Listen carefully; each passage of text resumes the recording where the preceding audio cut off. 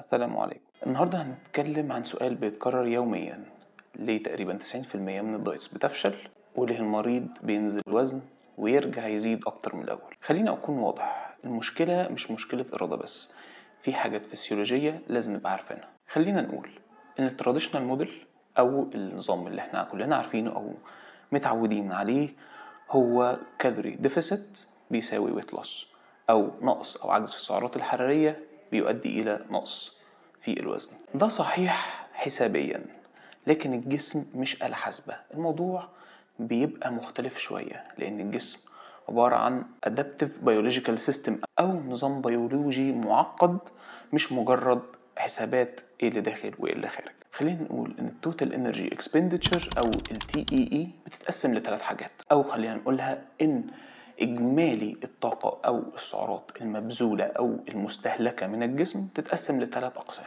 resting energy expenditure من 60 ل 70% من التوتال، thermic effect of food اللي هو تأثير الوجبة أو تأثير الحراري أو استهلاك الوجبة لسعرات حرارية عشان عملية الهضم والامتصاص، دي تقريبا أقل من 10% من إجمالي اليوم. الجزء الثالث هو activity energy expenditure أو AEE، ده 20 ل 30% من إجمالي اليوم بتاعنا. أهم نقطة ناخد بالنا منها إن ال resting energy expenditure بتعتمد على الفات فري ماس مش الفات ماس. يعني الطاقة المستهلكة من الجسم بتعتمد على كمية العضلات او الكتلة الجسم من غير الدهون، مش على كتلة كاملة او مش على كتلة بها الدهون. لما يبقى فيه sustained calorie deficit الجسم بيدخل في adaptive thermogenesis، يعني ال resting energy expenditure بتنخفض او بتقل اكتر من المتوقع او اكتر من المعتاد.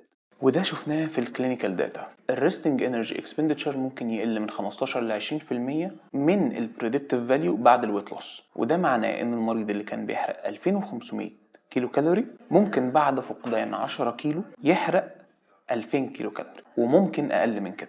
فلما يرجع ياكل الجسم بيخزن الزيادة كدهون. دي compensatory mechanism من ال sustained aggressive calorie deficit. لما يبقى فيه calorie restriction الليبتين بيقل، الجريلين بيزيد، T3 بيقل، الكورتيزول بيزيد. الليبتين يبعت إشارات للهايبوثالاموس عن الفات ستورز. لما الدهون تقل الليبتين يقل، المخ يبدأ يقراها كستارفيشن، فبالتالي الجسم عشان يعوض ده الابيتايت تزيد، يقلل الانرجي اكسبندتشر ويزود الفود ريورد سيستم. ده مش ضعف إرادة، ده adaptive neuroendocrine response. واحدة من أخطر الحاجات اللي الناس مش بتاخد بالها منها هو مصطلح النيت أو non activity thermogenesis. أثناء الدايت القاسي أو تقليل السعرات بشكل عنيف، الحركة بتقل بشكل تلقائي أو غير محسوس، حتى لو كانت حركة بسيطة. الوقوف يقل، حتى أبسط الإيماءات تبدأ تقل.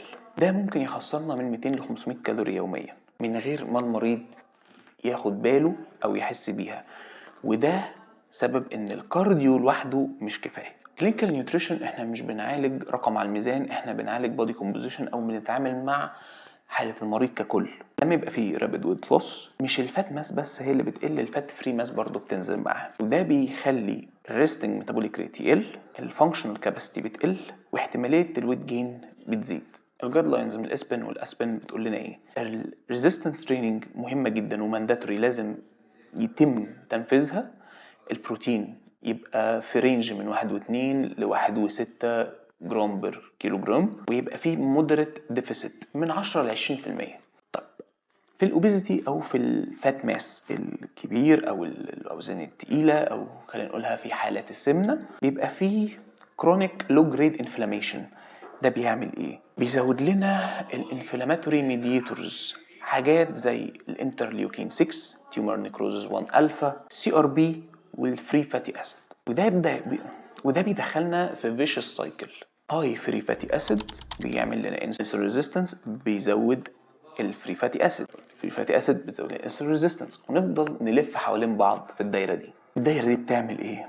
impaired glucose metabolism، دي اول نقطه. increase fat storage وharder sustained weight loss. عشان كده الكربوهيدرات كواليتي اهم من الكوانتيتي. اكبر خطأ او اكبر مشكله ممكن نقيم على اساسها هي البي ام اي لوحده ما اقدرش اخده كمعيار للتقييم. البي ام اي بيغفل عن الكتله العضليه، هو بيقيس الوزن ككل. يعني خلينا نقولها كده، البي ام اي هو قد ايه من الوزن على قد ايه من الطول. طيب لو الطول عندنا ثابت والوزن تقيل بس الوزن ده عضلات، هيطلع لنا بي ام اي يقول ان الجسم ده معرضه للامراض، بس في الحقيقه الجسم صحي لان اغلب الكتله هي عضلات. لكن لو قلنا ان اغلب الكتله دهون، فده بريدكتيف ان فعلا كتله الجسم عاليه بتؤدي الى زياده في نسبه حدوث الامراض. اللاينز بتقول لنا نستخدم تولز فاليديتد عشان نقدر ناخد خطوه صح ونقدر نشخص او نقيم العين بتاعنا كويس. منهم الماست والان ار اس. البادي كومبوزيشن اناليسيس زي